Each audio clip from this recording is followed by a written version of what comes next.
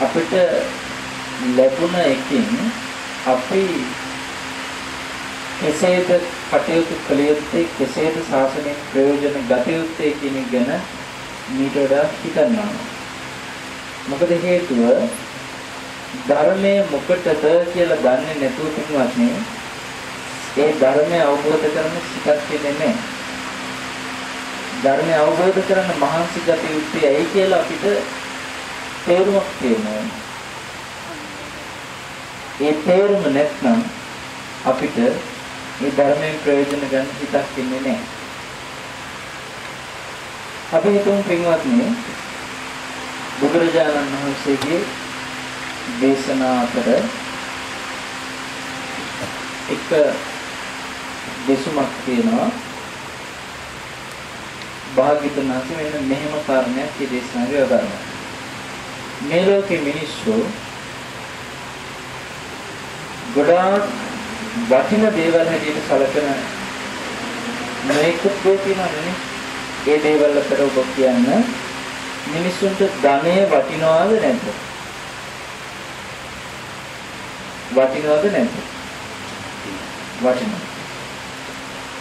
ඔය ධනය පින්වත්නි මිනිස්සුන්ට ජම්මිතයකටද වටින්නේ? ඒ සම්බන්ධව බුදුරජාණන් වහන්සේ මෙන්න මේ විදිහේ කාරණයක් හදාලා. කවුරු හරි තමන්ගේ ශරීරයේ කොටස විනාශ වෙලා ඒ කොටස නැති වෙනවා නම් ඒ ශරීරයේ අංග රැකගන්න ඕන තරමක් ධනෙ වියදම් කරයි. ඕන තරම් ධනෙ කැප කරයි. එයාට ධනෙට වඩා වටිනවා කිව්ව ශරීරයේ අංග. ඒක එහෙමද නැද්ද?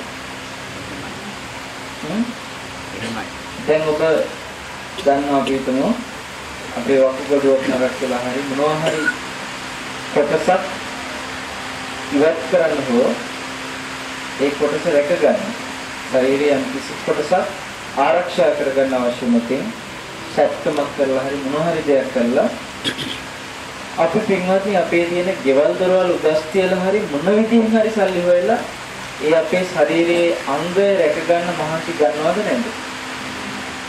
මහන්සි ගන්නවා. එහෙනම් කෙනෙකුට තමන්ගේ ධනයට වඩා තමන්ගේ ශරීරයේ අංග වටිනවද නැද්ද? වටිනවා. ඊළඟට මේ දේශනාවේදී බුදුරජාණන් වහන්සේ වදාළා කාට හරි තමන්ගේ ජීවිතය රැක ගැනීම සඳහා ශරීරයේ අංගයක් අතරින්න ඕනොත් එයා ඒ ශරීරයේ අංගයක් අතරිනවා කියනවා. දැන් කලින් කිව්වේ මොකද්ද? ශරීරයේ අංගයක් රැක ගන්න ධනය අතරින්න. දැන් කිව්වා ජීවිතය රැක ගන්න ශරීරයේ අංගයක් අතරින්න සූදානම්. එහෙම කරන්නේ නැත්නම් එයා අපි හිතමු ඔයාට ජීවත් වෙන්න නම් ඔයාගේ කපල කපලා දාන්න ඕනේ කියලා. කපන්නේ නැද්ද? කපනවා. අපිට කොච්චර කකුල වටිනා වුණත් පිටවත් ජීවත් වෙන්න කකුල කපන්න ඕනේ කිව්වොත් අපි ආයේ දෙසරයක් නොහිතා කකුල කපන්න ලෑස්ති. එහෙනම් අපිට ධනයට වඩා ශරීරයේ අංග වටිනවා. ශරීරයේ අංග වලට වඩා මොකද වටින්නේ? ජීවිතය. ඊළඟට බුදුරජාණන් වහන්සේ වදාළා බුදුරජාණන් වහන්සේගේ මේ ධර්මයක් තියෙන කාලෙක බුද්ධිමත් ප්‍රඥාවන්තය ධර්මයේ උදෙසා ජීවිතේ සතරිනා කියලා. ඒකයි මේක තියෙන කතාව. දැන් එහෙනම් ඔබ කියන්න ජීවිතය අතාරින කෙනාට ධනය ශරීරයේ අංග අතාරින එක ධර්මයේ වෙනුවෙන් කැප කරන එක මහා ලොකු දෙයක්ද? නෑ. එතකොට මිනිස්සුන්ට වටිනා කියන දේ මොකද? ධනය. ධනයට වඩා වටින දේ මොකද? ශරීරයේ අංග. ශරීරයේ අංග වලට වඩා වටිනා දේ මොකද? ජීවිතය. ජීවිතයට වඩා වටිනා දේ මොකද? ධර්මය. එහෙනම් මේ ලෝකේ වටිනම දේ මොකද? ධර්මය. පින්වත්නි, ඇයි මේ ධර්මයේ ඉතර වටින්නේ? ඒ ධර්මයේ ඉතර වටින්නේ මේ ලෝකේ අපිට යම් පිළිසරණක් මේ තුළ තියෙන නිසා. මම ඔබට එක සිද්ධියක් කියන්නම්. බුදුරජාණන් වහන්සේ දවසක් ඊරි පැටියෙක් දැකලා උන්වහන්සේට ඊරි පැටියා දකිද්දි හිනහාවක් පහළ වුණා. බුදු මොයින් පින්වත්නි සිනහ පහළ කරනකොට මේ මොහ වටේ සුදු බුදු රැස් ටිකක් හේදෙනවා. දැන් ඊරි පැටිය දැකලා සිනහාවක් පහළ වෙනකොට ඔබ හිතන්න මේ ඊරි පැටියා වගේ බුදුරජාණන් වහන්සේ ඕන තරම් සත්තු මුණ ගහලා ඇතිනේ. නමුත් උන්වහන්සේ හැම අවස්ථාවකම මේ වගේ සිනහ පහළ කළා. මොකක් හරි උතන හේතුවක් තියෙනවා. ආනන්ද ස්වාමීන් වහන්සේ අහනවා ස්වාමීනි ඇයි තථාගතයන් වහන්සේ සිනහ පහළ කළේ? එතකොට බුදුරජාණන් වහන්සේ වදාළ ආනන්ද මේ ඊරපැටියා අමුතු ගමන දුරු සෑහෙන ගමනක් එන කෙනෙක් කිව්වා. බුදුරජාණන් වහන්සේ ඊරපැටියාගේ කතාව මෙන්න මෙහෙම කිව්වා. ඉස්සර පින්වත්නි ඔය ඊරපැටියා ඉපදිලා හිටියා කිකිලියක් කළා.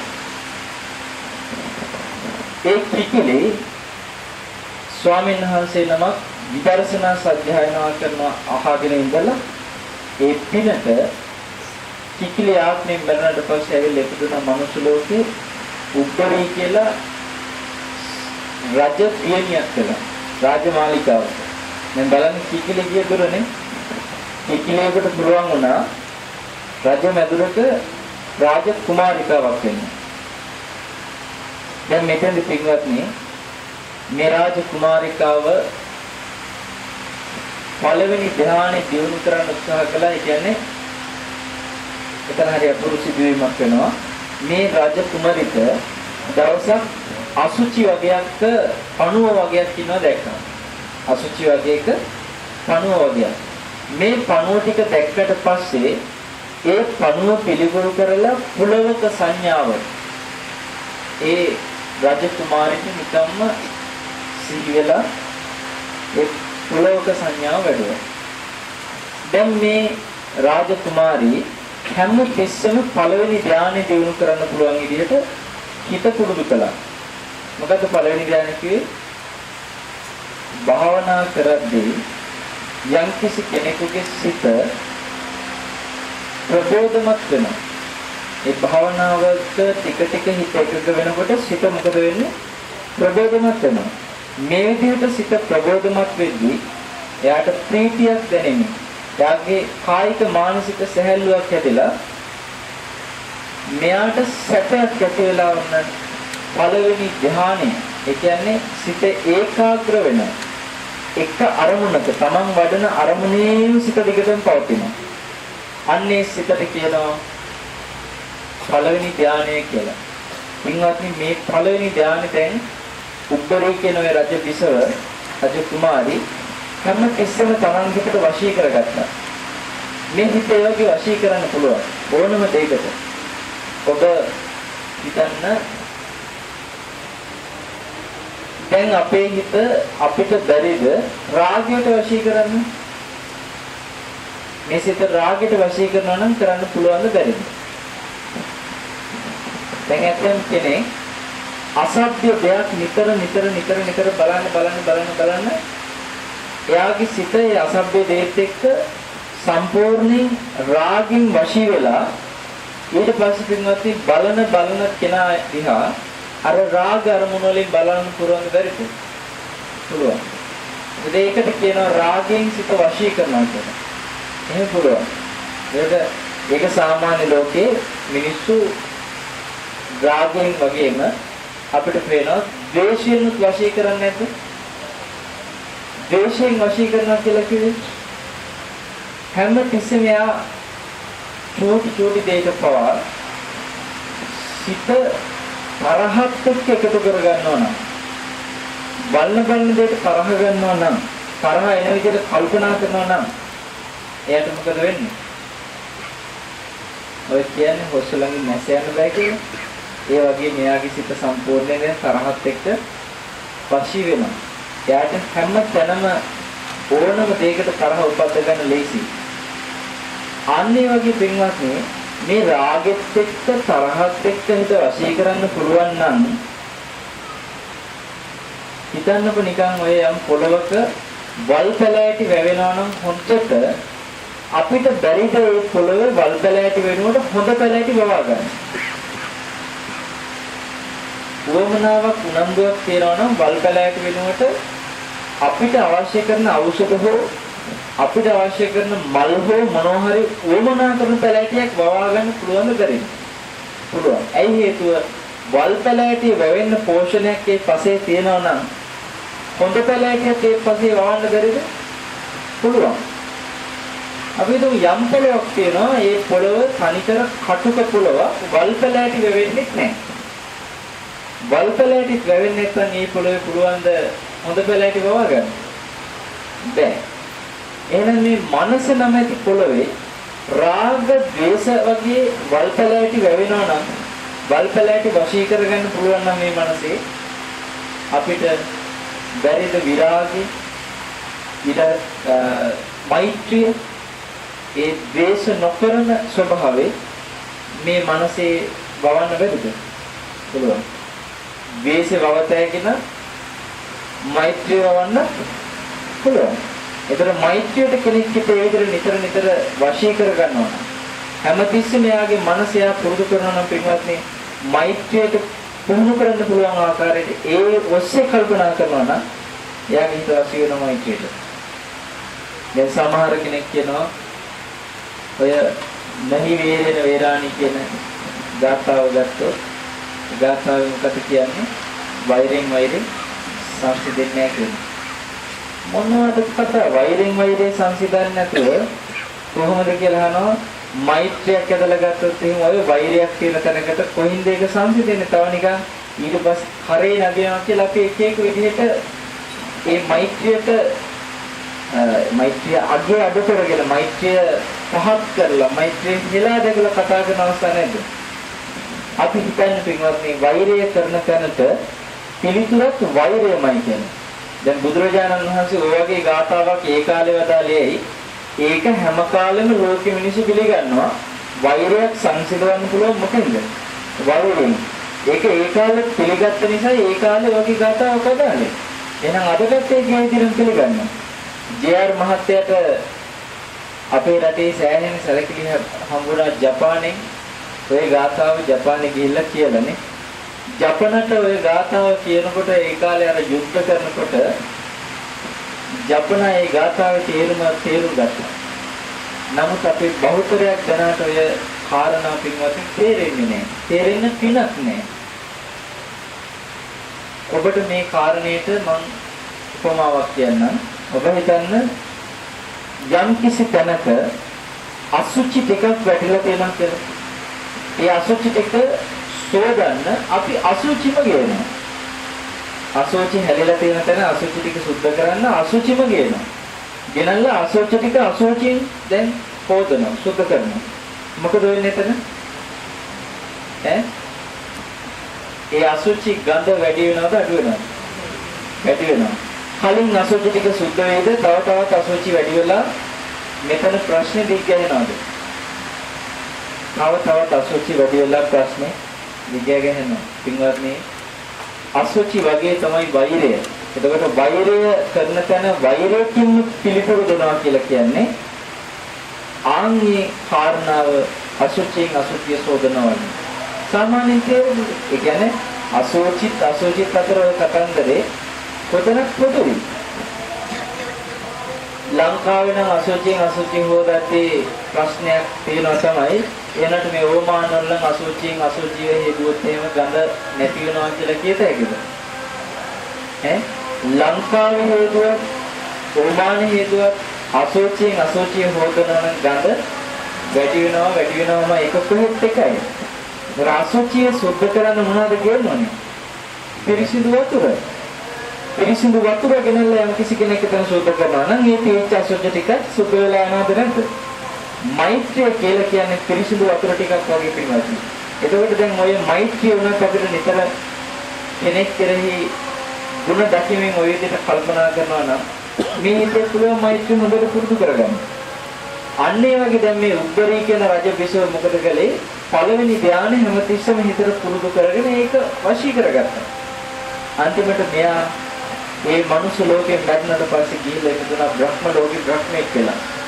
දැන් කොතනින්ද පටන් ගත්තේ? කිකිලිය ගියා මනුස්ස ලෝකෙට. දැන් මේ මනුස්ස ලෝකෙ හිටිය උද්දරී ගියා කොහාටද? බ්‍රහ්ම ලෝකෙට. ඊට පස්සේ පින්වත්නි බ්‍රහ්ම ලෝකයේ ආයුෂ අවසන් වුණාට පස්සේ ආයෙත් සැරයක් වෙන්නේ පුදුනා මනුස්ස ලෝකෙ. එදා මනුස්ස ලෝකේ තියාගේ තීන්දුව තීරණේ ගත්තේ අර කලින් උද්දරී ගත්ත ක්‍රමෙ නෙමෙයි.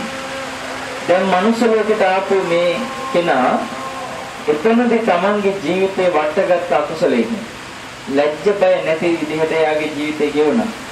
අන්තිමට මෙයා එතනින් ඌරු පැටියා වෙලා ඉපදුණා. මේ ඒ ඌරු පැටියා තමයි බුදුරජාණන් වහන්සේට මුණ ගැහුනේ. දැන් ඔය කතාව නිකන් හිතුවත් එහෙමද ත්‍රිකෝණයක් වගේ පේන්නේ නැහැ.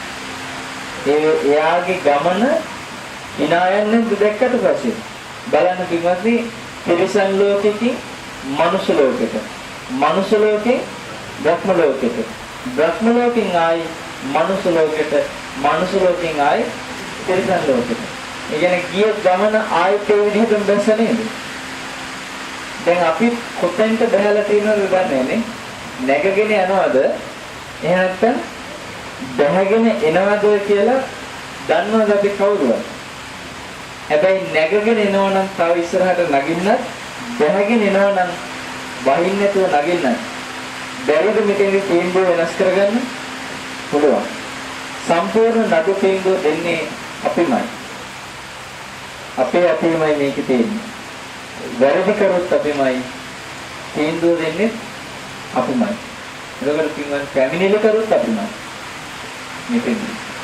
දැන් ඔය ඊරිගේ කතාව උතනින් නැවතුණාට ඒ කතාව එතනින් නැවතුනේ දැන් භාග්‍යතුන් වහන්සේගේ දේශනාව එතනින් අවසන් වුණාට ඊරිගේ කතාව එතනින් අවසන් වුණේ නැහැ. මේ ඊරේ ඊට පස්සේ කොහේ යන්නේ නැද්ද? ඔබට හිතෙන්නේ. ඊරි ඒ ආත්මික කොහේ උපදින්නේ නැති කියලා හිතන්නේ? ආයෙත් පිටිසන් ආත්මවල මෙයාට පුදුම ජීවිතයක් කියන්නේ දැන් අර කිකිලිය ආත්මෙදිත් කොහොමද සත්‍යයනාවක් අහලා මනුෂ්‍ය ලෝකෙට ආවත් වගේ දැන් ඊරි ආත්මෙදී ඊරිට බුදුරජාණන් වහන්සේ අර ධර්ම දේශනා කරන තැන ඒ ධර්මයේ කෙරෙහි නිකන් හිත පැහැදුනා. බුදුරජාණන් වහන්සේ දකින්න දර්ශනේ ඊරිට හිත පැහැදුනා. ඒ සිත පැහැදිච්ච නිසා මෙයා මැරිලා ඉපදුනා සුප්පාරක පටන කියලා පටනක් තියෙනවා දූපත ඒ ඉපදුනා. ඊට පස්සේ පින්වත්නි එතනින් ඔය විදිහට ආත්ම කීපයක් ඉන්දියාවේ ඉපදිලා ඔන්න නැවත ආත්මික මෙයා ලංකාවේ ඉපදුනා. කොහෙද? අනුරාධපුරේ. අනුරාධපුරේ අශ්ව වෙලෙන්දෙක්ගේ පවුලක ඉපදිලා නැවත ඒ ආත්මෙන් පස්සේ ආයෙත් අනුරාධපුරේම ඉපදුණා. දැන් මේ අනුරාධපුරේ කොහෙද ඉපදුනේ? හේකන්ත කියලා නගරයක් තිබුණා. ආන්ගේ නගරේ. මෙයාට ඒ ගමේ හිටිය සියලු දෙනා ගම අතහැරලා දාලා ඔය එලාර යුද දීච්ච කාලෙමයි දුටුගැමුණු රජතුමාගේ කාලේ මේගොල්ලෝ ගියා පින්වත්නි දීඝවාපිය පැත්තට. ඒ කියන්නේ අම්පාර පැත්තට. මෙයාගේ නම එතකොට සුමන. දැන් සුමන අම්පාර පැත්තට ගිහිල්ලා ඒ පැත්තේ පදිංචිලා ඉනකොට දුටුගැමුණු රජතුමාගේ ඇමති කෙනෙක් හිටියා. ඒ ඇමතිගේ නම ලකුණ්ඨක කියලා. මේ ඇමති රාජකාරී වැඩකට අම්පාර පැත්තේ ගියාට පස්සේ මුණ ගැහුණා කවද සුමනව. එතකොට සුමන දැකලා පැහැදිලා සුමන විවාහ කරගත්තා.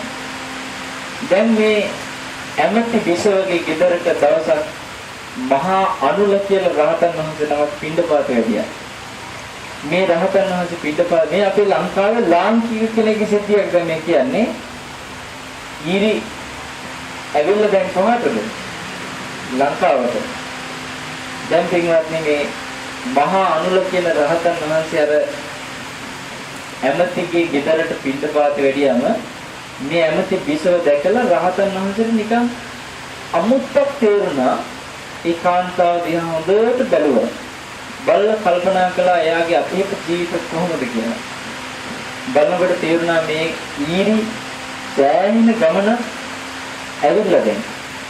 රහතන් වහන්සේගේ මුවින් පිට වුණා මෙන්න මෙහෙම වැකියා. එමෙති විසව වෙලානේ අද ඊරි කියලා. සාමාන්‍ය දැන් ස්වාමීන් වහන්සේ නමක් මේ වගේ ශාන්ත රහතන් වහන්සේ නමක් ආවට ගියාට වචනයක් කියන්නේ නැහැ කියලා තේරුණා. මේ විසව මොකද කළේ?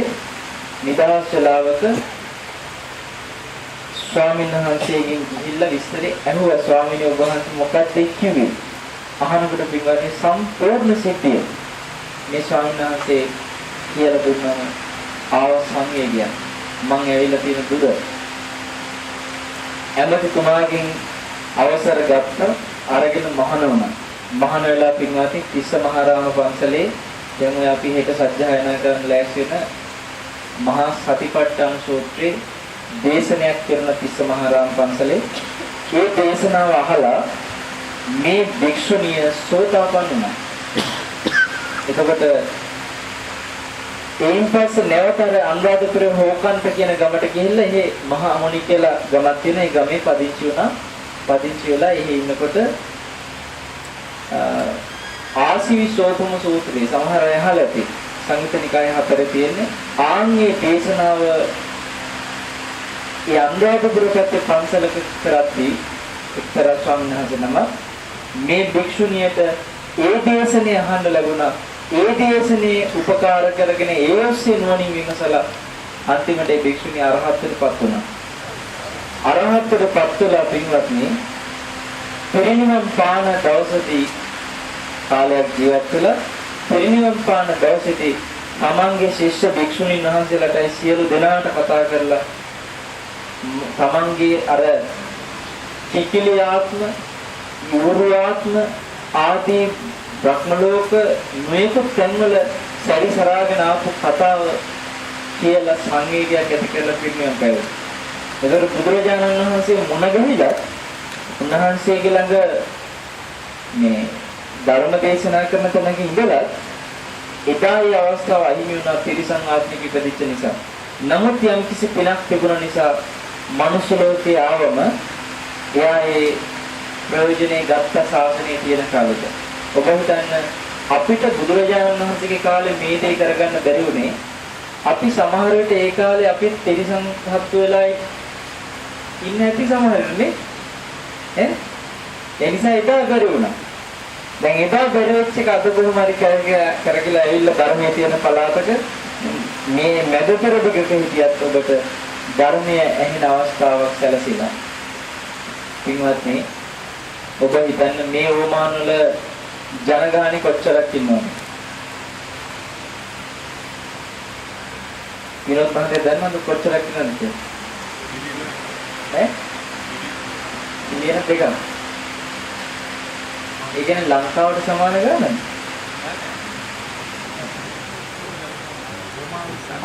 මිලියන 2ක්. ඒ කියන්නේ ලක්ෂ 20ක් වගේ දෙන්නේ. එහෙම නෙමෙයි මම කියන්නේ. මේ රට ඇතුලේ සම්පූර්ණ ජනතාව මිලියන 4ක්. හොඳයි අපි කිව්ව ලක්ෂ 50ක් කියලා. ලක්ෂ 50ක් හරි ලක්ෂ 20ක් හරි ඕමාන් ජනතාව විතරක් කියපේ ඒ ලක්ෂ 20 හරි ගමුකෝ. ඔය ලක්ෂ 20ක් සහිතව ලක්ෂ 30ක් සහිතව මේ රට ඇතුලේ ධර්මයේ කියන ස්වාමීන් වහන්සේලා කීනමක් ඉන්නවා මේ වෙලාවේ.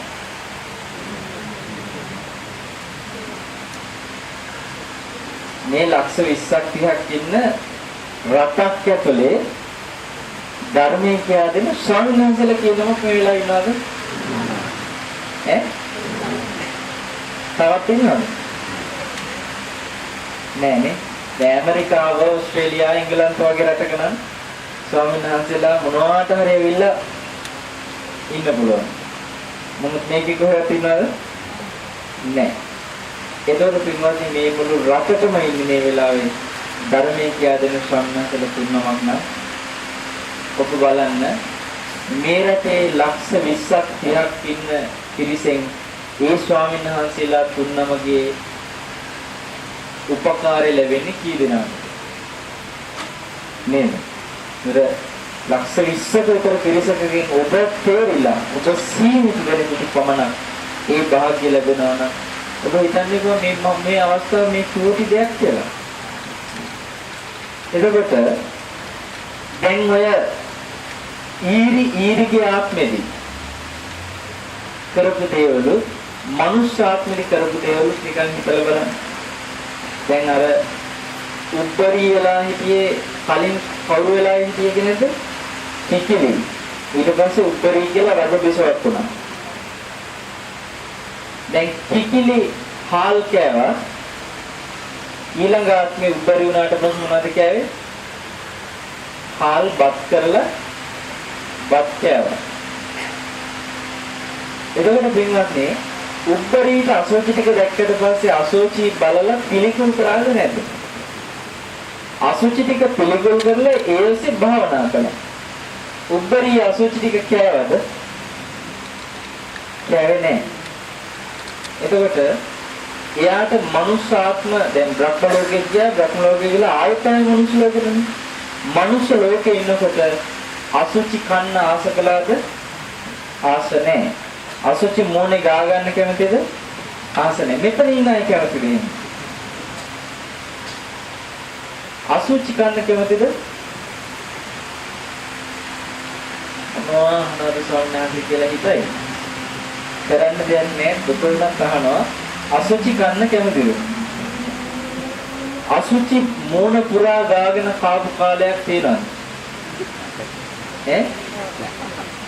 නෑ.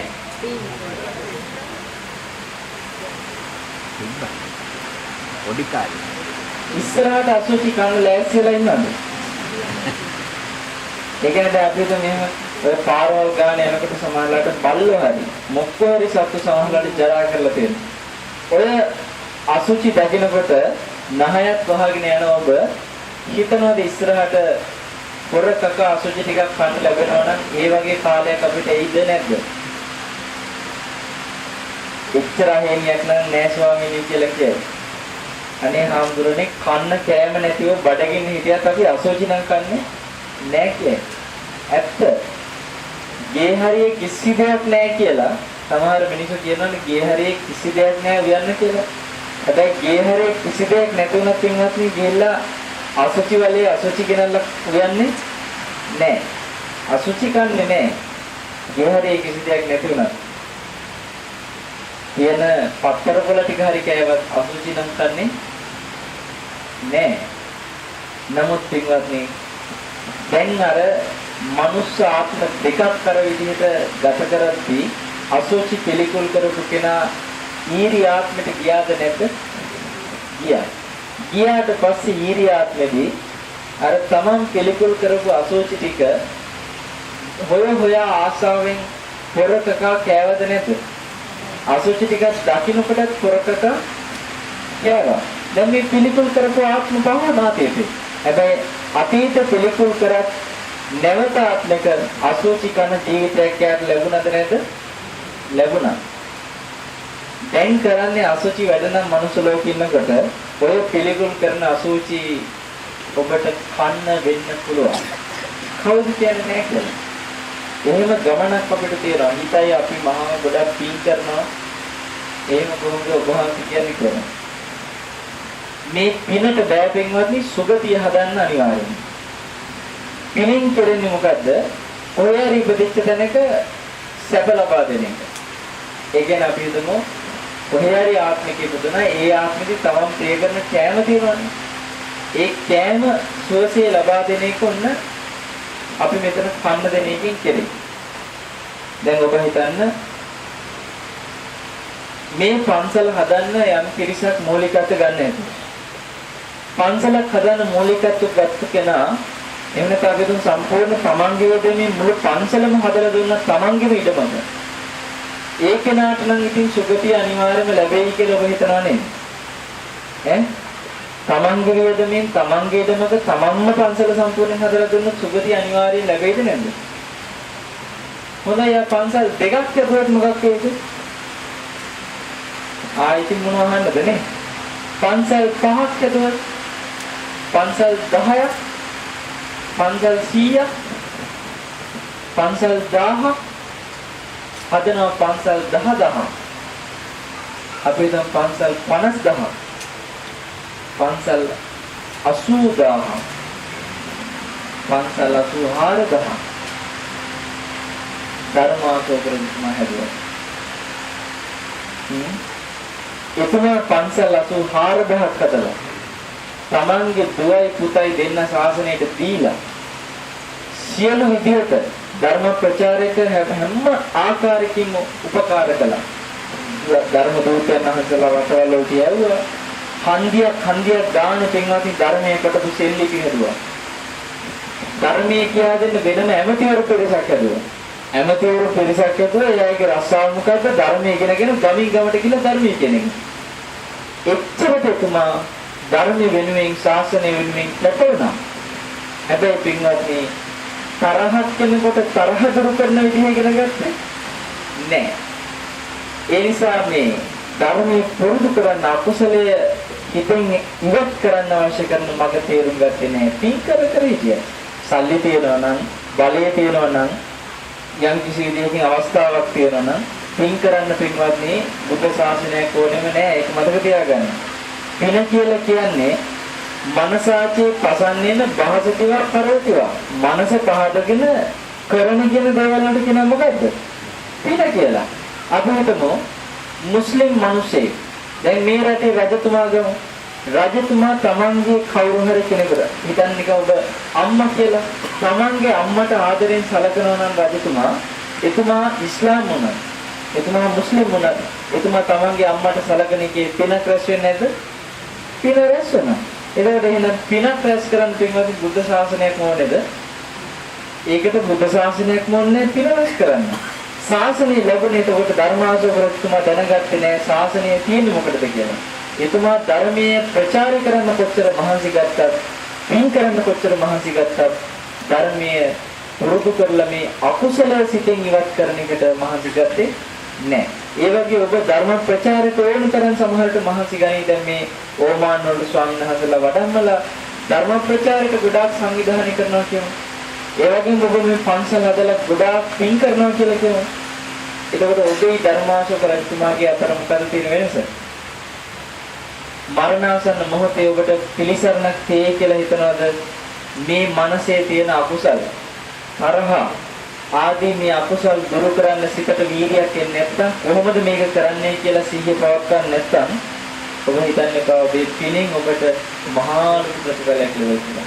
දැන් ධර්මාශෝක රජතුමා තමන්ගේ දරුවෝ දන් දීලා අර විදිහට ශාසනයට එච්චර කටයුතු කරපු නිසා එතුමාගේ ගමන දවස් 7කින් විතරක් සීමා වුණා තිරිසන් ආත්මෙ. ඉන්ද්‍ර ආත්මයකට ගිහිල්ලා දවස් 7කට විතරක් සීමා වුණා. අපි අච්චර දේවල් කරලා තියනවාද? පන්සල් 84000ක් හදලා තමන්ගේ දරුවෝ ශාසනයට දීලා රහතන් වහන්සේලාට දන් දීලා ධර්මාශෝක රජතුමා කොච්චර දන් දුන්නද කියනවනම් අන්තිම කාලේ තමන්ට ලැබෙන ආහාර ටික කියන පිඟන් ටික රත්තරන් පිඟන් ටික දන් දෙනවා. දෙනකොට බැලුවා මෙතුමාට දැන් රත්තරන් පිඟන් දීලා වැඩක් නැහැ. රිදි පිඟන් දුන්නා. රිදි පිඟන් ටිකක් දන් දෙනවා. ඒ දෙනකොට හරියන්නේ ඊට පස්සේ මොකද කළේ? පිත්තල පිඟන් දුන්නා. පිත්තල පිඟන් ටිකක් දන් දෙනවා. අන්තිමට යකඩ පිඟන් දුන්නා. ඒවත් දන් දෙනවා. මේ විදිහට පින්වත්නි සියල්ල දන් දීලා අවසානයේ එතුමාගේ අතේ තියෙච්ච නෙල්ලි ගෙඩියෙන් එතුමා භාගයක් කාලේ ඉතුරු වෙලා තියෙච්ච භාගෙ ඒකත් දන් දුන්නා. එච්චරටම කරපු එතුමා කිසිම විදිහකින් තමන්ගේ හිතේ තියෙන අකුසල දුරු කරන්න සිහිය පැවැත්වුවේ නැහැ. එතකොට පින්වත්නි මනුස්ස ලෝකේ අසෝචි පෙළකුරු කරන කෙනෙක් අර විදිහට ඕරුවාත්මයකට ගිහිල්ලා පොරකක ආසාවෙන් අසෝචි කන්නේ ඔන්න ඔය අකුසලයෙන් හින්දා. තමන්ගේ හිතේ තියෙන තරහාදී මේ වෛරයට පුළුවන් තමන් අද පිළිකුරු කරන අසෝචි ආසාවෙන් කන කෙනෙක් බවට පත් කරන්න. පෙරේත ආත්මිකට ගියාට පස්සේ ඔයගොල්ලෝ නොහිතුවට දැන් මං හිතන පාරවල් ගාන යනකොට ඔය බඩු බෙටි යනමනම් අහුවෙනකොට කකා යනවද කියලා නේද මම. එතන ඊය කියවනේ. ඒනකට පින්වත්නි ප්‍රේත ආත්මික ඉපදිච්ච කෙනෙක් පාරේ තියෙන අසුචි කෙල්ල සෙම සොටු හොර කකා ආසාවෙන් සොයසොයා කකා යනවා කිව්වා. ඒතකොට දැන් පාර යනකොට මොන හරි කෙල ටිකක් දැක්කොත් එහෙම ඈත්ලා යන අපි මේ සිතේ තියෙන තරහ ආදී අකුසලයෙන් ඒකේ ප්‍රතිඵලයෙන් වැඩි දවසක් නොයා අපිට සමහරට පාර යනකොට ඒ කෙලසෙම සොටු කකා යන තත්ත්වයක් හැදෙන්න පුළුවන්. එවැනි තත්ත්වයක් අපේ ජීවිතේ තියෙනවා. ඒ නිසා පින්වත්නි ඔය ඊරි කොහොමින් හරි තමන්ගේ ජීවිතයේ ස්වභාවය තේරුම් ගත්තා මහාන වෙලා මේ ධර්මයෙන් ප්‍රතිඵල ගත්තා වගේ අපිට පින්වත්නි මහාන වෙන්නම නෙමෙයි මේ කියන්නේ. මේ බුදුරජාණන් වහන්සේගේ ධර්මය ලැබිච්ච වෙලාව මේ ධර්මය අවබෝධ කරගන්න සිතක් ඇති වෙනවා. ඉතින් ඒකයි මම කිව්වේ මේ බුද්ධ ශාසනය ලැබෙච්ච එකේ වටිනාකම තේරෙන්නේ මේ ධර්මය ඇයි පුරුදු කරන්න ඕනේ කියන එක තේරෙන්නේ මේ ස්වභාවය තේරුම් ගත්තාට. එතකන් තේරෙන්නේ නැහැ. ඒ නිසා ඔබට පින්වත්නි කල්යාණ මිත්‍රය ඇසුරු කරන්න අවස්ථාවක් ලැබුණොත් ඒ කල්යාණ මිත්‍රයාගේ වටිනාකම තේරුම් ගන්න. දැන් බලන්න අපිට මේ ශාසනයේ සෝතාපන්න වෙන්න අවශ්‍ය නම් කෙනෙකුට ඒ සෝතාපන්න වෙන කෙනා අර කියපු සතර අපායක සම්පූර්ණයෙන්ම නැති කරගන්න. ආයයට සතර අපායක් කියලා දෙයකට දන්නේ නැහැ. චතුහපායෙ හිට විප්පු මුත්තෝ කියලාද රතන සූත්‍රයේ කියදී කියනවද නැද්ද? මොකද මේ චතුහපායෙ හිට විප්පු මුත්තෝ කියලා කිව්වේ? සෝතාපන්න වුණොත් කවුරු හරි කෙනෙක් සතර අපාය සදහටම අත්හැරගන්න. ඔය කියපු ඌර්යාත්ම ඔය කියපු අසුචි කන කෙලසෙම සොටු කන പ്രേත ආත්මාදී සියල්ලම දැන් බලන්න උඹරනම් පින්වත්නි අසුචි ටික ප්‍රයාගෙන ගිහිල්ලා කනවා විතරයි. නමුත් ඌරා ඉපදුනේ අසුචියක නෑ. හැබැයි පණුවෙක් වුණොත් එහෙම අසුචි වලක උපදින්නේ අසුචි, කන්නේ අසුචි, ඉන්නේ අසුචි, මැරෙන්නේ අසුචි. ඒ වගේ ජීවිත අපි ගෙවුවා. අපි දිවන කරා. අද මේ අසුචි පෙරකුම් කරාට ඊයා කිව්වට අපි ওই විදිහට අසුචි läගලා අසුචි කාලා අසුචි හැදිලා අසුචි මැරිලා ආපු ආත්ම ඕන තරම් තියෙනවා. අතීතේ නැහැ අනාගතයේ එතකොට තියෙන්න බැරිද? තාමත් ඔබ සෝතාපන්න වෙලා නැත්නම් තාමත් ඔබට පින්වත්නි අසුචි කන්න පුළුවන් තත්ත්වේ නැත්තේ නෑ. තාමත් තියෙනවා.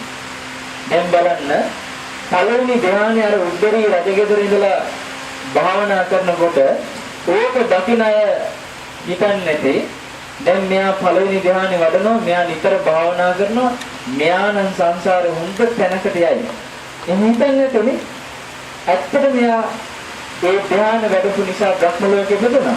නමුත් අන්තිමට බ්‍රහ්ම ලෝකයකටම භාවනා කරලා ගිය කෙනා පළවෙනි ධ්‍යාන වැඩපු කෙනා ඌරෙක් වෙලා නැවත ඉපදෙනවා නම් පින්වත්නි ඔබ හිතන්න සෝතාපන්නවත් නොවුණු අප මොන දේ කළත් අපිට ඒ පිළිසරණ ලැබෙනවද?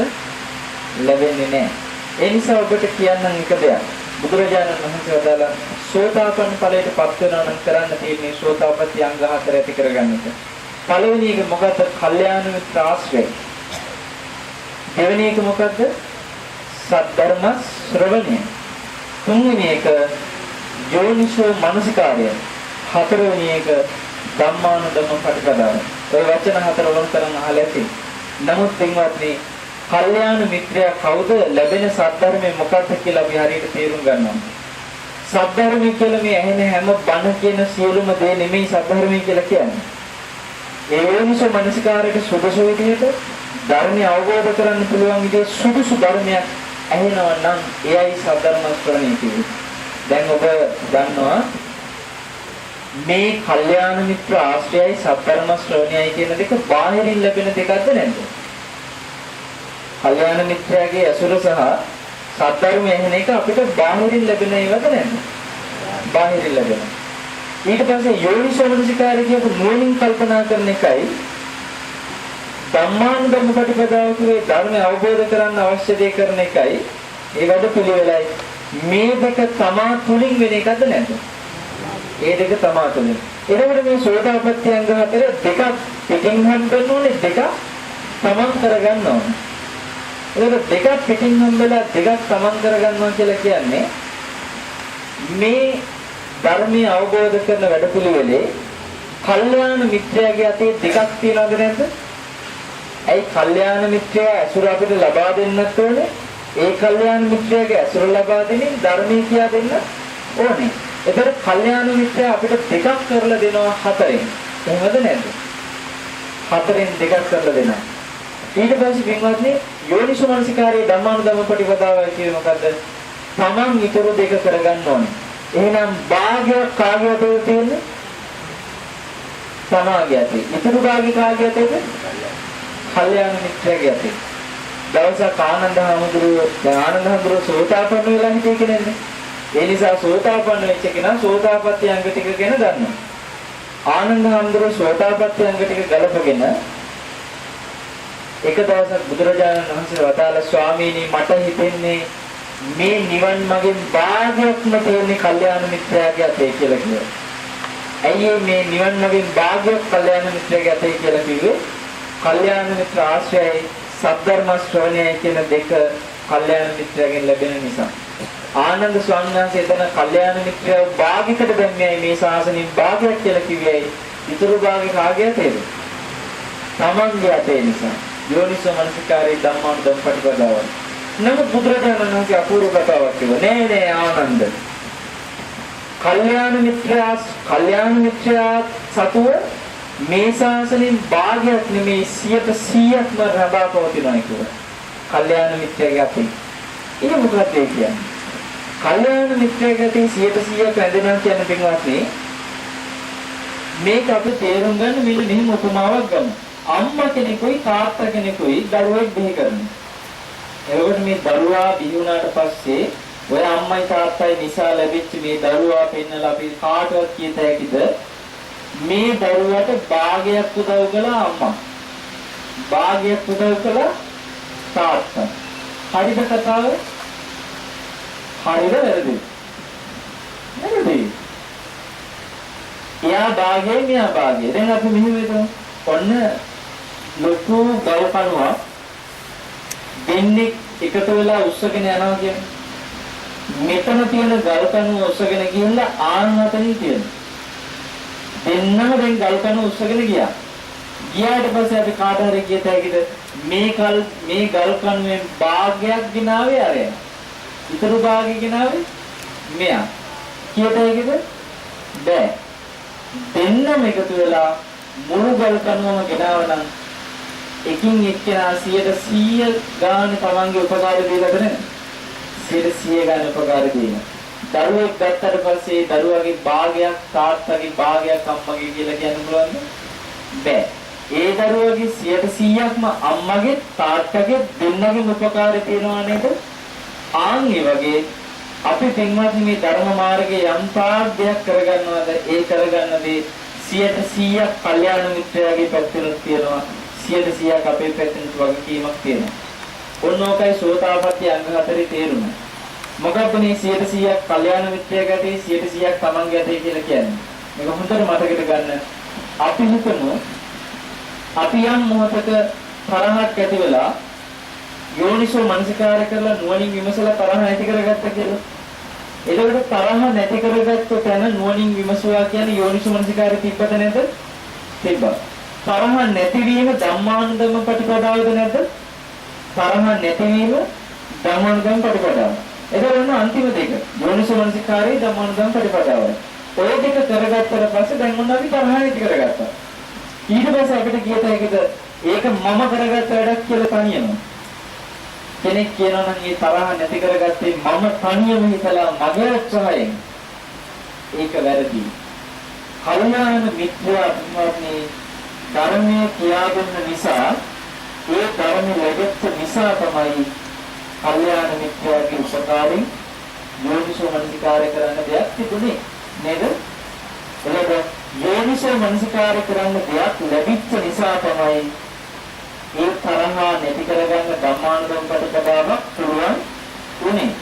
එහෙනම් පින්වත්නි තරහ නැතිවීම කියන ධම්මානුධම්ම ප්‍රතිපදාවට උපකාර වුණා යෝනිසෝ මනසිකාරය. යෝනිසෝ මනසිකාරයට උපකාර වුණා මොකද්ද? සද්ධර්ම. සද්ධර්මයට උපකාර වුණා කල්යාණ මිත්‍රයාගේ ඇසුර. එතකොට කල්යාණ මිත්‍රය බලාගෙන ගියාම මෙතන ධම්මානුධම්ම ප්‍රතිපදාව දක්වාම උපකාර කරලාද නැද්ද? උපකාර කළා. මොකද ඔබට මේ ධර්මානුකම්ම ප්‍රතිපදාව යෝනිසෝ මනසිකාරය දෙක කරන්න ඒ පසුපස කල්යාණ මිත්‍යාගේ උපකාරය තියෙනවා. එහෙනම් පින්වත්නි කල්යාණ මිත්‍යාගේ උපකාරය උඩ ඉඳලා පහළට බලන් ගියාම කල්යාණ මිත්‍ර ආශ්‍රිතලක් තියෙනවා. සද්ධර්මයේ කියාදී මෙදිත් කල්යාණ මිත්‍යාගේ උපකාරය තියෙනවා. යෝනිසෝ මනසිකාරය කරදී එතනදී කල්යාණ මිත්‍යාගේ ධර්මයේ නිසා යෝනිසෝ මනසිකාරය කරන නිසා එතනක් තියෙනවා. ධම්මානුකම්ම ප්‍රතිපදාව ගත්තට පස්සේ එතනත් ඒ දේ කරන්න පුළුවන් මේ අතනින් ධර්ම දුන්න නිසා. ඒකට ධම්මානුකම්ම ප්‍රතිපදාව තුළ කල්යාණ මිත්‍යාගේ උපකාරය තියෙනවද නැද්ද? තියෙනවා. ඊට යටින් උඩට බලාගෙන ගියාට පස්සේ තමන් ධම්මානුකම්ම ප්‍රතිපදාව කරන්නේ තමන්ගේ කැපවීමක් තියෙන හින්දා. තමන් යෝනිසෝමනසිකාරය කළේ තමන්ගේ කැපවීමක් තියෙන හින්දා. තමන් ධර්ම ශ්‍රවණය කළේ තමන්ගේ කැපවීමක් තියෙන හින්දා. තමන් කල්යාණ මිත්‍රව අවසර කරේ තමන්ගේ කැපවීමක් තියෙන හින්දා. එතකොට පින්වත්නි දැන් ඔබ මෙතන කල්යාණ මිත්‍රව අවසර කරන්නාම ඔබේ කැපවීමක් තියෙන හින්දාද නැද්ද? තියෙන හින්දා නේද? අපිට ගෙදරට වෙලා මොනවාක් හරි කරගෙන ඉන්න පුළුවන්ද බැරිද? පුළුවන්. එතකොට ඔබ යම් කැපවීමක් කරලා දැන් කල්යාණ මිත්‍රව අවසර කරනවා. යම් ඔබේ කැපකිරීමක් නිසා ඔබ ධර්මය අහනවා. ඔබේ කැපකිරීමක් නිසා ඔබේ ධර්මයෙන් නොනින් මෙනෙහි කරනවා. ඔබේ කැපකිරීමක් නිසා ඔබේ ධර්මයෙන් නොනින් මෙනෙහි කරලා අකුසල ප්‍රහාණය කරනවා නම් ඔය හතර තුලම එතකොට ඔබේ කැපකිරීමක් තියනවාද නැද්ද? තියෙනවා. ඒ වගේම කල්යාණ මිත්‍රයාගේ කැපකිරීම තියනවාද නැද්ද හතරකම? තියෙනවා. අන්න ඒ නිසා කල්යාණ මිත්‍රයා තාත්තා ඔබ තමයි අම්මා. මොකක් තුළද? ඔබේ ධර්ම මාර්ගය තුළ. ඒ කියන්නේ පින්වත්නි තාත්තා තමයි දරුවෙකුට බාහිරින් උපකාර දෙන්නේ. අම්මා තමයි දරුවෙකුට අභ්‍යන්තරින් උපකාර දෙන්නේ. ඒ වගේ කල්යාණ මිත්‍රයා තමයි බාහිරින් සද්ධර්මී නැමැති දරු බීජ දෙන්නේ. කල්යාණ මිත්‍ර නැමැති තාත්තා සද්ධර්මී නැමැති දරු බීජ දෙනවා. ඊට පස්සේ පින්වත්නි තමන් නැමැති අම්මා තමන් නැමැති අම්මා සද්ධර්මයේ නැමැති අර දරු බීජ ලබාගෙන මේ සද්ධර්මාවබෝධ නැමැති දරුවා බිහි කරගන්න. ඒකට සද්ධර්ම නැමැති දරුවා බිහි කරගනිද්දී තමන් තුළින් කල්යාණ මිත්‍යා තුළින් සමාන උපකාරයක් ලැබෙන කෙනාද නැද්ද? තියෙනවා. ඒ නිසා කල්යාණ මිත්‍ර ඇසුරක් ගත්තු නියම සත්පුරුෂේ තමන්ගේ අරහත්ත්වයට පත් වෙනතුරු ඒ සෑම මගක් තුළම මම මේක තනියෙන් කරගත්තා කියලා පඬිත කතාවක් කියන්නේ නැහැ. එයාට හැමතිස්සෙම මට කල්යාණ මිත්‍රයෝ මේකට උපකාර කළා කියන අදහස තියෙනවා. එයාට යම් කිසි දෙයක් වැටහෙනවා නම් ඒ වැටෙච්ච දේ තුළ කල්යාණ මිත්‍රයෙක්ගෙන් ලැබෙච්ච දෙයක් තියෙනවා නේද කියලා ප්‍රත්‍යක්ෂව දැනෙනවා. ආන්නේ අංග හතර ඔබ තුළ ඇති වෙනවා නම් තුන්වත්නි ඔබ දන්නේම නැහැ සෝතාපන්න ශ්‍රාවකයෙක් බවට පත් වෙවි. එතකොට දැන් සද්ධර්ම ශ්‍රවණය කියලා කියන්නේ මොකද්ද? ඒ සද්ධර්ම ශ්‍රවණයට පිරිසිදු චතුරාර්ය සත්‍ය අහන්න ලැබෙන්න ඕනේ. හරියට මොකක් වගේ තමයි ඔබට දවාලි කිව්වා. අර ඇත්තෙක්ගේ උපමාව ඇත්තෙක්ගේ හැඩය මොන වගේද කියලා අන්දේ ටිකක් කියනකොට ඒ අන්දේට එක එක විදිහට කතා කරන්නේ නේ. දැන් හිතන්න එක අන්දෙක් මොකද කරන්නේ? අන්දේට දැන් දුවගෙන ඇවිල්ලා අතාගේ ඇඟේ එල්ලෙනවා. මොකද කරන්නේද? හැඩේ කියන්නේ. හැඩේ කියන්නේ අතාගේ ඇඟේ එල්ලුණාට පස්සේ එක අන්දේට ඇවිල්ලා කකුල එල්ලෙනවා. අනිත් අන්දේ ඇවිල්ලා හොඩවල එල්ලෙනවා. තව අන්දේට ඇවිල්ලා නැට් එල්ලෙනවා. තව අන්දේට ඇවිල්ලා බඩට ගන්නවා.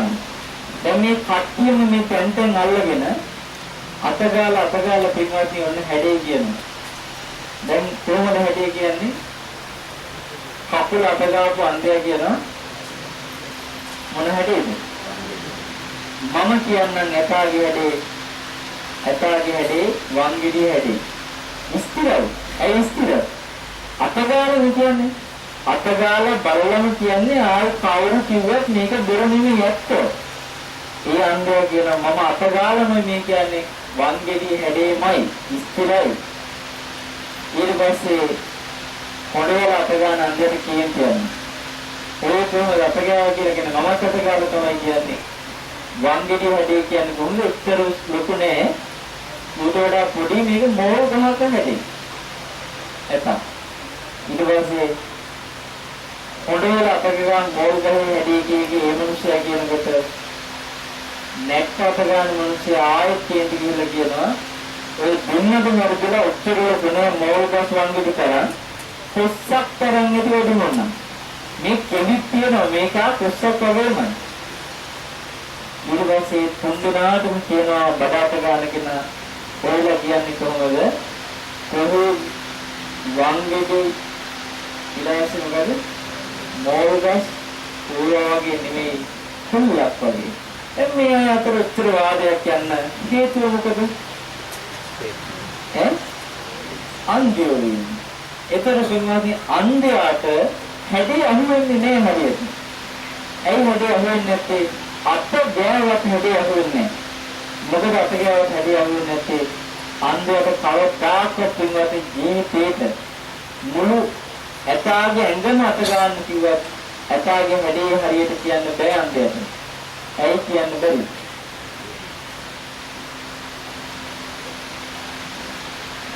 ඇතාගේ හැඩේ කොහොමද මත ගාලා කියන්නේ නේ? ඇයි මත ගාලා කියන්න බැරි? ඇතාගේ හැඩේ මොන හැඩේද?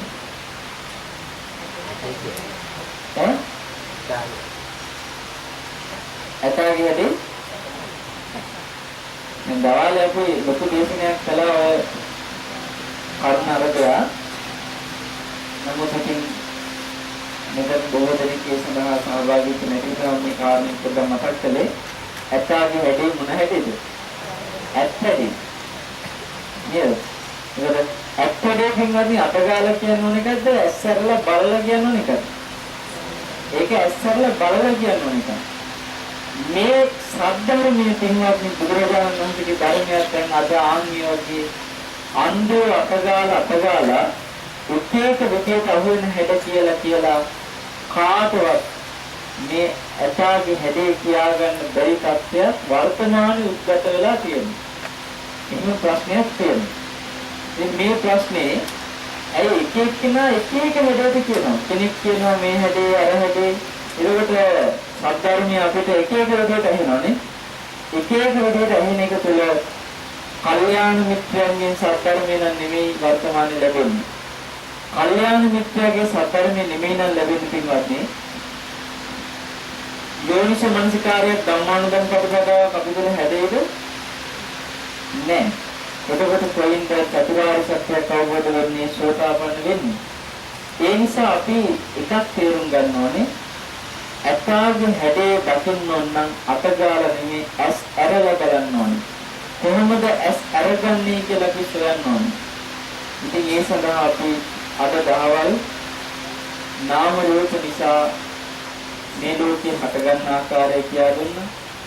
ඒ වගේම හකුල වල ගැටකට පස්සේ පංච පාදානස්කන්ධයේ දුකක් කියලා කියන්නේ මොකක්ද කියන එක ගැන කියලා දුන්නා. ඒ කාරණා සියල්ලම ඔබට යෝනිසෝ මනසිකාරයට ධම්මානුධම්ම පරිපදාවට උපකාරී වෙනවා. ඒ මඟ ඔබට යාහකිනම් මේ ජීවිතයේ තුළම ඔබට අසෝචි කණ එක සදහටම නවත්ත ගන්න පුළුවන්කම ලැබෙනවා. අසෝචි කකා ඌරු ආත්මවලට ප්‍රේත ආත්මවලට රින්ගණකින් ඔබට සදහටම නවතින්නට නම් මේ උතුම් ශ්‍රී සත්‍යර්මය අවබෝධ කරන්න ඕනේ. මම අද ඔබට මේ කියලා දුන්නේ ශ්‍රී සත්‍යර්මයම නෙමෙයි ශ්‍රී සත්‍යර්මයේ මොකටද කියන කාරණා. ඒකෙන් චතුරාර්ය සත්‍ය ධර්මය කොමකද කියන කාරණා. ඉතින් එතකොට අපි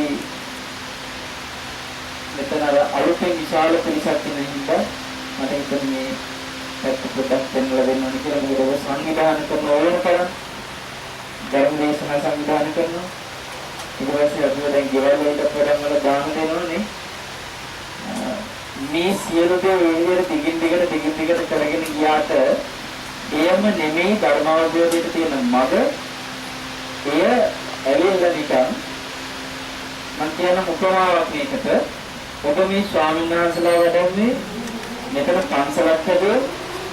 ඒ සඳහා අවශ්‍ය පිළියම් කරලා මේ පන්සල රැකගෙන මේ සියලු සංවිධාන ටික කරන්නේ හරියට මේ වගේ වැඩක්. මොකද්ද? කුඹුරක් හදාගන්න. ඈ කුඹුර හදාගෙන පන්සල තමයි කියන්නේ කුඹුර. දැන් කුඹුර හදාගෙන ඔබ මේ පන්සල පිළිවෙලක් කරනවා කියන්නේ කුඹුර පිළිවෙලක් කරනවා. කුඹුරේ අවශ්‍ය කරන වැටවල් ගහලා හැම විදිහකම පිළිවෙල කරනවා. ස්වාමීන් වහන්සේලා ළඟ තියෙනවා විතර වී. ඉතින් ස්වාමීන් වහන්සේලා ගෙන්නගෙන විතර වී ටික ගොඩ ගහගන්න. දැන් විතර වී ටික ගොඩ ගහගෙන කුඹුරක් විතර හදලා තියාගෙන මේ භූමිය ඇසුරු කරලා කොයි ඔබ මේ විතර වී නැමැති සද්ධර්මය වපුරාගෙන ඒ සද්ධර්මා බෝධි නැමැති අස්වැන්න ගන්නේ නැත්නම් කුඹුර නිකාන්තේ ඊට කුඹුර රැක ඉඳී පන්සල රැක ඉඳී පන්සල රකින්න අවශ්‍ය දේ කර කර ඉන්න එක නිකන් කුඹුර රැක ඉන්නවා වගේ පින්වත් බුද්ධ ශාසනයම රකින්න උත්සාහ කරන එක නිකන් කුඹුර රැක ඉන්නවා වගේ හැබැයි කුඹුර රකින්න ඕනේ අස්වැන්න වගා කරගත්තට පස්සේද නැද්ද අස්වැන්න වගා කරගත්ත කුඹුරක් තමයි රකින්න ඕනේ නමුත් අපි අස්වැන්න වගා කරපු නැති කුඹුරක් රකින්නවනම් ඒ කියන්නේ පිටරේ වපුරලක් නැහැ අස්වැන්නක් ගන්න අවශ්‍ය පසුබිමකුත් නැහැ නිකන් විස්කුඹුර හැබැයි හේනේ පැල ගහගෙන රකින්න පැල්කේ කෝකියාවේ නිදිමරාගෙන ඉන්නවා වපුරලවත් නැහැ නිකන් බොර මහන්සියක්ද නැද්ද බොර මහන්සියක් ඒ නිසා පින්වත්නි සම්බෝ හදාගන්න ඕනේ හේනේ පැල් රකින්න ඕනේ ඔක්කොම කරන්න ඕනේ මොකක් කරලාද මේක වපුරගෙන මේක අස්වෙන්න ගන්න අවශ්‍ය පසුබිම සකස් කරගනිමින් ඔබ කොච්චර ස්වාමීන් වහන්සේලා වඩම්මලා සංවිධාන වැඩ කරන්න උත්සාහ කරත් මේ ධර්මය අවබෝධ කරගන්න ඕන පසුබිම ගොඩලා හදාගන්න නැත්නම් මේ ධර්මයේ බිම හදාගන්න නැත්නම් ඔබ අර නිකන් කුඹුරේ පෙර රකින්නවා වගේ වැඩක් කරන්නේ අපි ඔබ හැම දිනකටම ආශිර්වාද කරනවා මේ උතුම් සත්‍යධර්මය අවබෝධ කරගෙන සිතක් ඇති කරගන්න කියලා මමත් මේ ජීවිතය තුළ කොහොම හරි මරන්න කලින් අපි දන්නේ අපේ ජීවිතේ කොයිලාවේ නැති වෙද කියලා පින්වත්. මොකද හේතුව අපි දැන් සීලයක් ආරක්ෂා කරගෙන හිටියත් අපේ ජීවිතේ අත්හැර ගන්න බැරි අකුසල් වලට අපිව ගෙනියන්න පුළුවන් ඕන තරකට. දැන් ඒක ස්වාමීන් වහන්සේ නමක් හිටියා. ඒ ස්වාමීන් වහන්සේ උන්වහන්සේට සිවුරක් පන්දලා මේ සිවුරට පුදුම ආසාවකින් හිටියේ. මේ සිවුරට ආශාවෙන් උන්වහන්සේ දැන් බෑ නිදා ගන්නකොට සිවුර අතක ගලවලා කල්පනා කළා දැන් මට හිත උදේට මේ සිවුර අරගෙන පිටපාත වෙන්න පුළුවන්. මම ලස්සනට මේ සිවුර පොරවගෙන පිටපාත වෙනවා කියලා දැන් සීන මවමව සිවුර අතක ඒ සිවුර ඇඳ ළඟ තියාගෙන සැතපුණා. බෑ නිදාගෙන ඉන්න අතරේ නිදෙදී ස්වාමීන් වහන්සේ මරණ අපවත් වෙනවා පින්වත්. උන්වහන්සේ කියන්නේ නෑ අපවත් වෙයි කියලා. දැන් උන්වහන්සේගේ සීල ලෝකෙට මොකද උනේ කවුරුදා සිවුරු පුරා පිටපාත යන්නේ නැත්නම් හිතේ අරමුණු වල. දැන් මොන බලන්න කොහොමද මෙයා පිටපාත යන්නේ කියලා සිවුරු පුරවගෙන අර මැරිලා ඇවිල්ලා ඔබතුනේ මේ සිවුරේම ඉනිකුණෙක් වෙලා. සිවුරට ආසාවෙන් නැතිනම් ඉනිකුණෙක් කියලා ඇවිල්ලා සිවුරේ පුරනවා. නේද? ඒක එක රාත්‍රියේ වෙච්ච පරිවර්තනය. මේ පරිවර්තනේ දැන් බලන්න ඉනිකුණාට පුළුවන් පිටපාත වලින් සිවුරු පුරවගෙන බෑ. ඒක රැයි. එතකොට මේ සිහින මවන මොහොතේ තව පැය කීපයක් තමයි ඉතුරු වෙලා තියෙන්නේ කියලා ස්වාමීන් වහන්සේ තේරුනේ නැහැ. පින්වත්නි බුදුරජාණන් වහන්සේ ස්වාමීන් වහන්සේලාට කිව්වා මහණෙනි ඔය සිවුර ඒ කියන්නේ ඒ කාලේ සාමාන්‍ය කෙනෙක් මරුණාට පස්සේ ස්වාමීන් වහන්සේම අපවත් වුණාට පස්සේ උන්වහන්සේගේ සිවුරු පාත්‍ර ටික සිවුරු අඩු ස්වාමීන් වහන්සේලාට බෙදලා දුන්නා. දැන් මේ ස්වාමීන් වහන්සේගේ මේ සිවුරු නැති සයනසනමකට දෙන්න සංඝයා කටයුතු කරන හදනකොට බුදුරජාණන් වහන්සේ තක්කාර ආනන්ද සමිතික ආනන්ද ඔය සිවුර අත තියන්න එපා කියන්නේ. බුදුරජාණන් වහන්සේ කිව්ව නිසා සිවුර ඇල්ලුවක් නැහැ. හත් දවසක් ගියාට පස්සේ බුදුරජාණන් වහන්සේ ආනන්ද සමිතිට කතා කළා ආනන්ද දැන් ඕන කෙනෙක්ට ගන්න කියන්නේ. දැන් ස්වාමීන් වහන්සේලාට පුදුමයි භාග්‍යවතුන් වහන්සේ දවසකට මේක මේ විතර වලක්වුවා. ඇරුවට පස්සේ කිව්වා ආනන්ද ඔය සිවුර අයිති වෙයි භික්ෂුව මැරිලා ඔය සිවුරෙම ඉනිකුණික් කියලා ඉපදුනා. හැබැයි ඒ භික්ෂුව හොඳට සීල රැකගෙන. බලන්න පුදුමයි. හොඳට සීල ආරක්ෂා කළා. නමුත් අර මනසේ තියෙච්ච අකුසල දුරු කරන්න සිතක් තිබිලා නැහැ. ඒකට සීල රැක්ක මේ ස්වාමීන් වහන්සේ සීල ආනිසංසින්ද දවස් 7කට පස්සේ ඔන්න පින්වත්නි එතනින් නිදහස් වෙන්න පිනක් තියෙන අවස්ථාවක් තියෙන.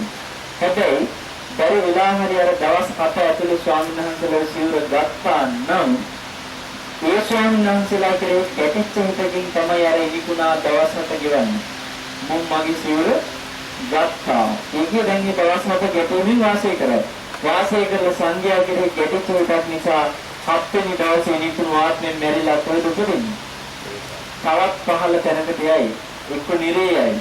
මිනිසුන් දෙකගෙන යන කෙනා කරකි කරගෙන හැටි. ඉතේදී රාකුසලේ ප්‍රහාණය කරගන්න බැරි කමක් එක්ක. නමුත් පින්වත්නි බුදුරජාණන් වහන්සේ යාන්තම් වැඩ සිටියේ කිඳ උන්වහන්සේ නිසා උන්වහන්සේගේ මහා කරුණාව නිසා අර ඉනිකුණා බේරුණා. ඒකට ඉනිකුණු ආත්මෙන් දවස් 7න් පස්සේ මැරෙනකොට අර රැක්ක සීලය ආනිසංස මුල්ලලා වුණ සුගතියක ඉපදුණා.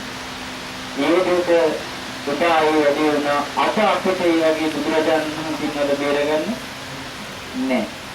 දැන් ඔබ හිතන්න පින්වත්නි අපි මැරෙනකොට මේ රැට නිදා ගන්නකොට නිදාගත්තී ඇස් දෙක පියාගන්නේ මනුස්ස ලෝකෙ ඉඳලානේ.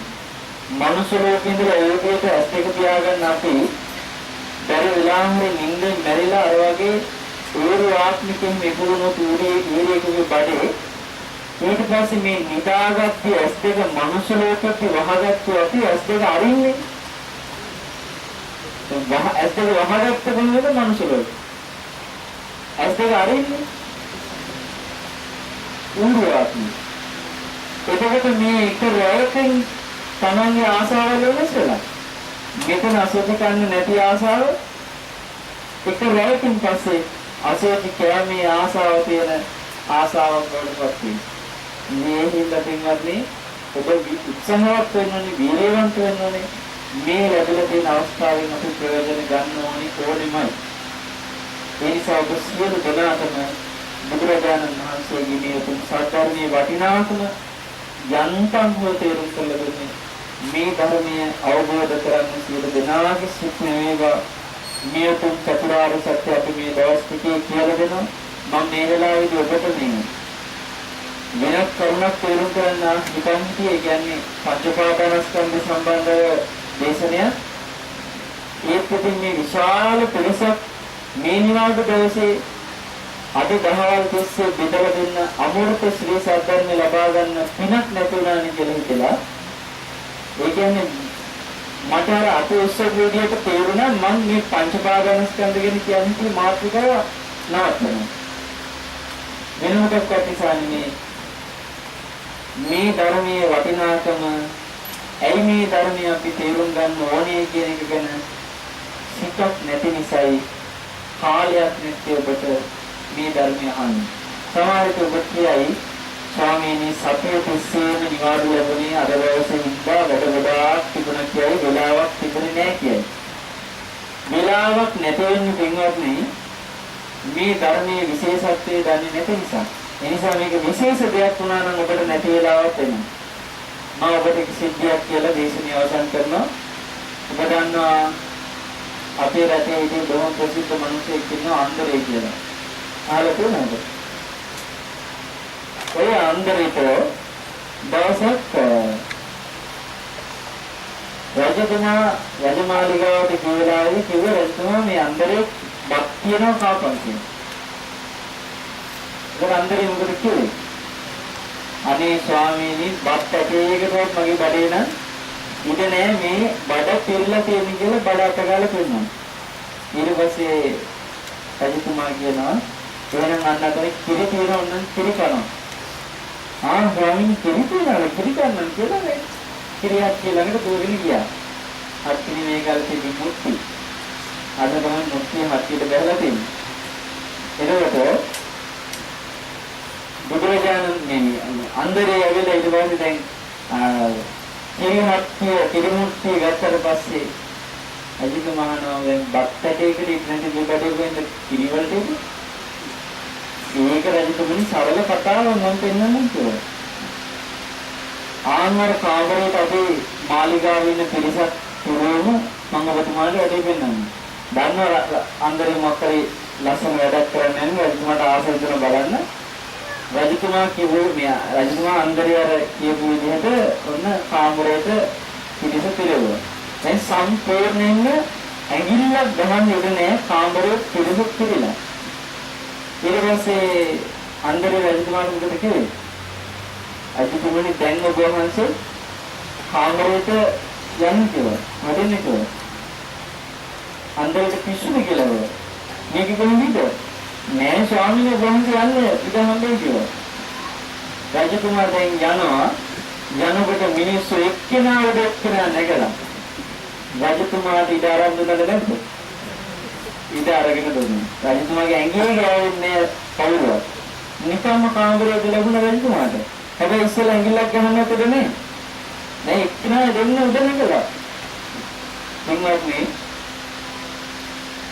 රජතුමනි ඔබතුමා විශේෂ කෙනෙක් නිසා ඔබතුමාට නැතිද එනවා කාමරේ.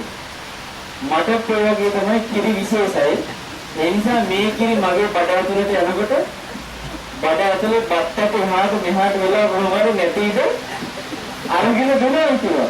පින්වත්නි ඒ වගේ විශේෂ වුණා නම් ඔබට මේ ධර්මය මේසා භයානක සසරක යන ගමන මොහොතින් මේ ලැබිච්ච අවස්ථාව නිමා වෙන්න පුළුවන් කියලා ඔබට මේ ධර්මයේ විශේෂ බව දැනුණොත් ඔබට මේ ධර්මයේ විශේෂ වීමත් එක්ක ඔබට ජීවිතයේ තියෙන වැඩ කටයුතු එහාට මෙහාට වෙලා කොහොම හරි නැති ඉඳ මේ ධර්මයේ නිසා එනවද නැද්ද?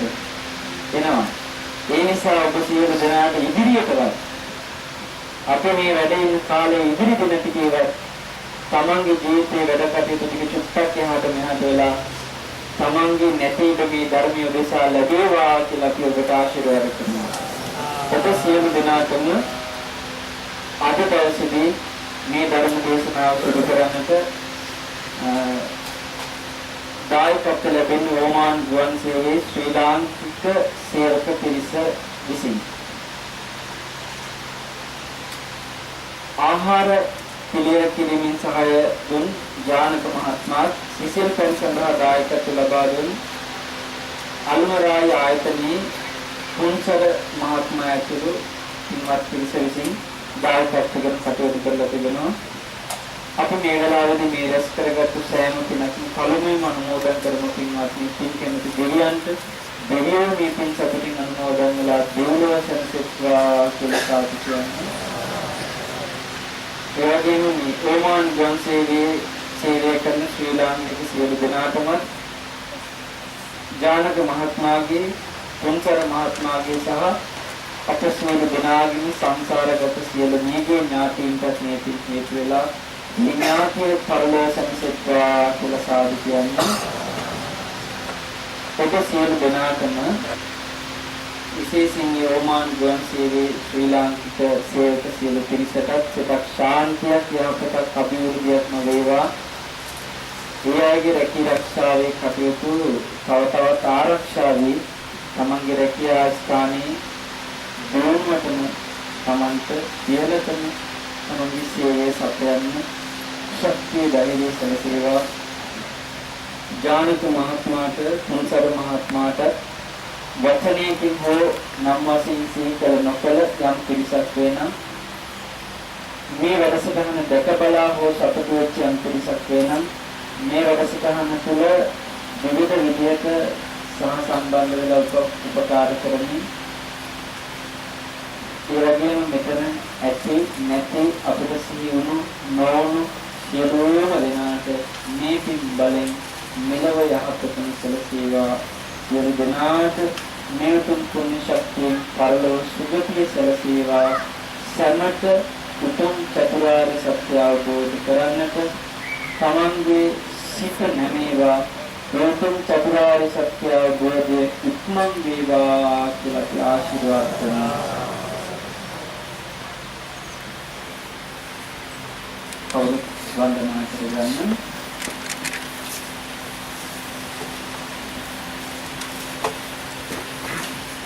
සබ්බේත්‍යෝ විවජ්ජන්තු සබ්බ රෝගෝ විනස්සතු මාතේ භවත් අන්තරායෝ සුඛේ දීඝායුක්ඛෝ භව භවතු සබ්බ මංගලං වක්ඛන්තු සබ්බ දේවතා සබ්බ බුද්ධානුභාවේන සදා සුඛිතාන්තු තේ සබ්බ ධම්මානුභාවේන සදා සුඛිතාන්තු තේ සබ්බ සංඝානුභාවේන සදා සුඛිතාන්තු තේ අභිවාදන සීලිස්ස නිච්ඡං උද්ධාපචායිනෝ චත්තාරෝ ධම්මා වඩ්ඩන්ති ආයුරන්නෝ සුඛං බලං ආයුරාෝග්‍ය සම්පatti සග්ග සම්පatti මේවච අත්ථෝ නිබ්බාන සම්පatti හිමිනාතේ සමිජ්ජතු සුපත්තිවා සුපත්ති